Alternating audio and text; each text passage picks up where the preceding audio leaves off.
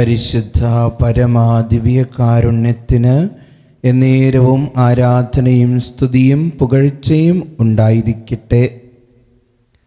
ഇന്ന് പ്രഭാതം മുതൽ ഇന്നേരം വരെ നമ്മളെല്ലാവരെയും ഈശോ കാത്തു പരിപാലിച്ചു. നമ്മുടെ കുടുംബത്തിലെ ഓരോ വ്യക്തികളെയും വളരെ വ്യക്തിപരമായിട്ട് ഈശോ എല്ലാ കാര്യങ്ങളിലും അനുഗ്രഹിച്ചു, വഴി നടത്തി, ശക്തിപ്പെടുത്തി, വിശദീകരിച്ചു. എല്ലാറ്റിനും അവിടത്തേക്ക് നമുക്ക് നന്ദി പറയാം.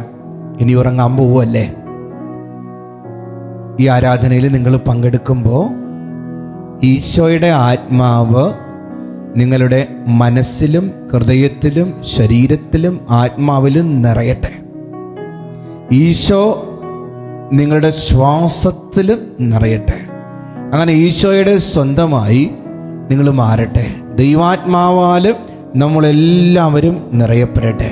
സ്വസ്ഥമായിട്ടിരിക്കണം. മനസ്സിലെ എല്ലാ ടെൻഷൻസും ഈശോയിലേക്ക് കൊടുക്കണം. വചനം ഉണ്ടല്ലോ, അധ്വാനിക്കുന്നവരും ഭാരം വഹിക്കുന്നവരുമായ നിങ്ങളെല്ലാവരും എൻ്റെ അടുക്കൽ വരുവിൻ, ഞാൻ നിങ്ങളെ ആശ്വസിപ്പിക്കാമെന്ന്. എല്ലാ ടെൻഷനും ഈശോയ്ക്ക് കൊടുക്കുക, എല്ലാ ആകുലതകളും ഈശോയ്ക്ക് കൊടുക്കുക. വചനം സങ്കീർത്തനം 27:1 മുതലുള്ള വാക്യങ്ങൾ. കർത്താവ് എൻ്റെ പ്രകാശവും രക്ഷയുമാണ്, ഞാൻ ആരെ ഭയപ്പെടണം? നീ ആരെ ഭയപ്പെടുക? ആരെയും ഭയപ്പെടണ്ട. നിനക്കെതിരെ ഏതെങ്കിലും ദുരാരോപണങ്ങളോ നിന്നെ തകർക്കാൻ മരിച്ചു പോകുന്ന മനുഷ്യരാരെങ്കിലും ഉരുമ്പിടുന്നുണ്ടെന്നുള്ള ചിന്ത നിന്നെ വ്യാകുലപ്പെടുത്തുന്നുണ്ടെങ്കിൽ നീ ഭയപ്പെടണ്ട. നീ മരണമില്ലാത്തവനിൽ ആശ്രയിക്കുക. തുടർന്ന് വചനം പറയാണ്, കർത്താവ് എൻ്റെ ജീവിതത്തിന് കോട്ടയാണ്, ഞാൻ ആരെ പേടിക്കണം? നീ ആരെയും പേടിക്കണ്ട. ഭയം വേണ്ടത് ദൈവത്തെയാ. ദൈവഭയം അത് മറ്റുള്ളവരെ ഭയപ്പെടുന്നത് പോലെയല്ല.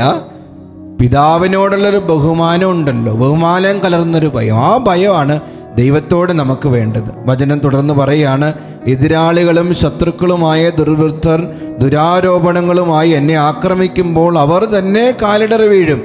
ആര് വേണമെങ്കിലും നിനക്കെതിരെ വരട്ടെ, പക്ഷെ കർത്താവ് നിന്റെ കൂടെ ഉള്ളത് കൊണ്ട് അവരെല്ലാം കാലിടറി വീഴുമെന്ന കർത്താവ് വചനത്തിലൂടെ, ജീവിക്കുന്ന വചനത്തിലൂടെ നമ്മോട് പറയുക. ഒരു ടെൻഷനും വേണ്ട.